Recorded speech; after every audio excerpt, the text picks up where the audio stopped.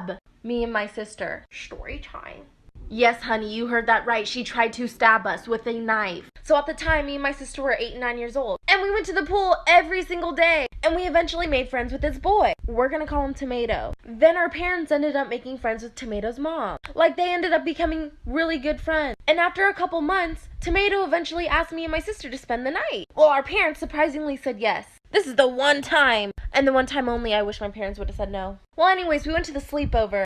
By the way, it was our first sleepover we've ever been to. So we get there around 5 and we're having a blast. We made forts, we watched DT, we ate popcorn. For our first sleepover, it was going wonderful. However, the whole time we were at this sleepover, his mom was in her room. 11 p.m. comes around and the mom comes out of her room, smelling like alcohol. She was drunk. And she comes out and she starts screaming at us. She thought we were home invaders. Then she goes in the kitchen and grabs a knife. And coming for us. And I was like, oh, hell no. So I told my sister, I was like, Katie, leave. Katie was the closest to the front door. And because of that, I was like, Katie, leave. Like, don't worry about me. Just run out the door. And she runs out the door. Luckily, our bags were still packed. So I grabbed our backpacks or whatever because I was going to use it as a shield because she was running for me. My sister wasn't in her vision. Like, I was like, she was staring right at me, like right dead into my soul, charging at me with the freaking knife. I grab our stuff and I'm just like running towards the front door. She literally like almost slices me and I'm just like, ooh. Ooh, I never ran so fast in my life. I booked it out of her house. Her son, Tomato, he was yelling at his mom and he's like, what are you doing? They're my friends. We invited them over. You don't remember? I felt so bad. He was like 7 at the time. I literally felt so bad for Tomato. I'm just like, damn. I turned around when Tomato started yelling at his mom. Like, I was already out of the house and I turned around because I heard Tomato yelling. His mom is like holding Tomato while he's yelling at her and she's just like holding her knife and she's like, like, lady, you're crazy. You're literally insane, but whatever. Story time.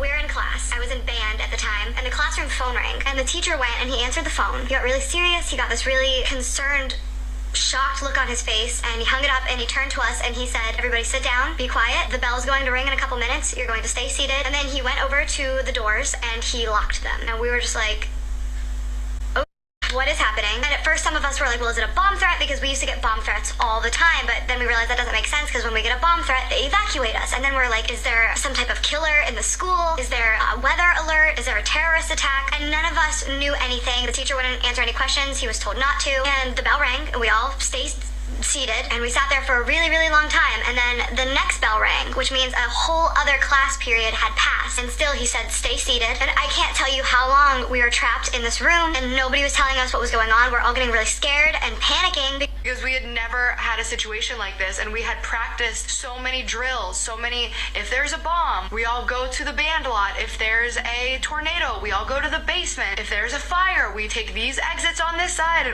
We always had a plan, and this was just something that we had never planned and nobody was telling us anything. So eventually they're texting their parents and calling their parents and they're saying, do you know anything about this? And the parents are all freaking out and now it's like an ordeal. Some of the parents started listening to the police scanners and it was getting back to us that there were ambulances outside of our school and we're just like, and at this point, a lot of us are panicking because we think there's some type of shooter or something, because that makes sense. Like, okay, the doors are locked. They're telling us to be quiet. They're telling us not to move. They're telling us not to leave. There's ambulances outside. And finally, they just opened the doors and let us go. And they wouldn't tell us anything still. So we're just like, okay, we just sat in this classroom for like hours. There's ambulances outside of our school. And you're just gonna let us go to our next class? So you can probably tell by the title of this video what happened. A girl died in class during school hours. And here's the story on that. So earlier in that day, around like first, second period, somebody sold her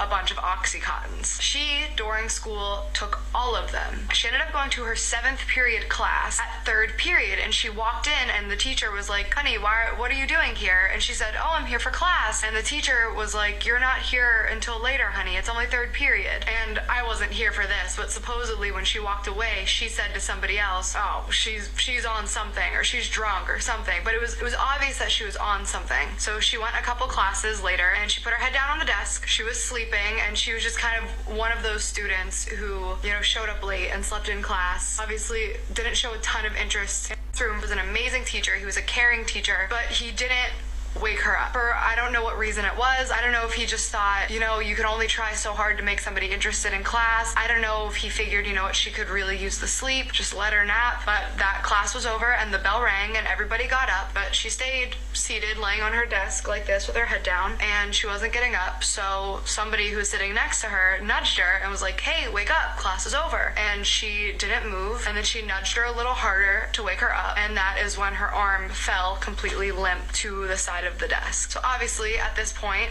people start panicking. They roll her over and she is completely blue. I don't know how long she was out. I don't know how long she wasn't breathing, but she had completely OD'd and had not been receiving oxygen for enough time to turn her blue. That is when the ambulances were called. That is when the school was put on lockdown. She was taken out obviously, and she died that day.